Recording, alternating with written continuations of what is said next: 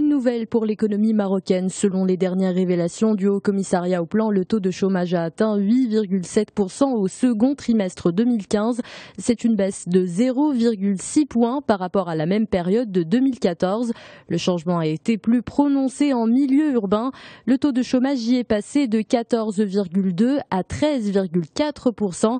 En milieu rural, il a légèrement baissé de 3,6 à 3,3%.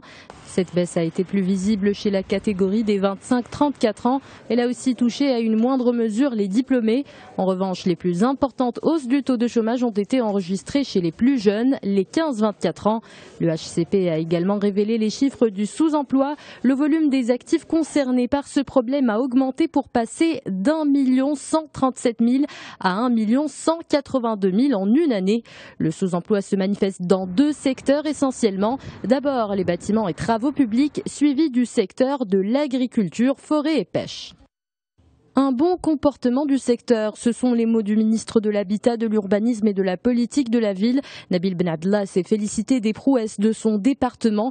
Près de 133 000 logements ont vu le jour en 2014. 177 000 ont été mis en chantier. La tutelle estime être sur le bon chemin pour réaliser son objectif, la production annuelle de 170 000 logements, tout en réduisant le déficit à 400 000 unités. Ce programme de réduction est déjà sur les rails. Il commence même à porter ses fruits puisque le déficit est passé de 840 000 unités en 2010 à 580 000 en 2014.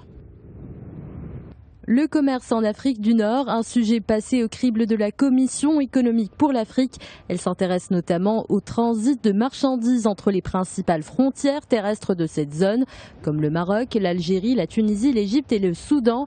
Il en ressort certes un doublement du commerce entre ces pays entre 2007 et 2013, mais les indicateurs restent malgré tout très faibles. Ces échanges ne représentent que 4,8% du total des exportations des pays de la région, alors que la moyenne africaine se situe à 12%. Pour ce qui est du marché intra-maghrébin, le bilan est plutôt sombre.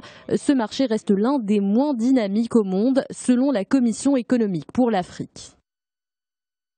Un vent d'optimisme souffle sur l'économie espagnole. Après la baisse du chômage, des nouvelles des entreprises, elles sont de moins en moins menacées de faillite. Selon l'Institut espagnol de la statistique, 1275 entreprises ont déposé leur bilan au cours du deuxième trimestre 2015. C'est une baisse de 26,7% par rapport à l'année dernière. L'Espagne est loin du scénario catastrophe de 2013, lorsqu'environ 9000 entreprises avaient fait faillite.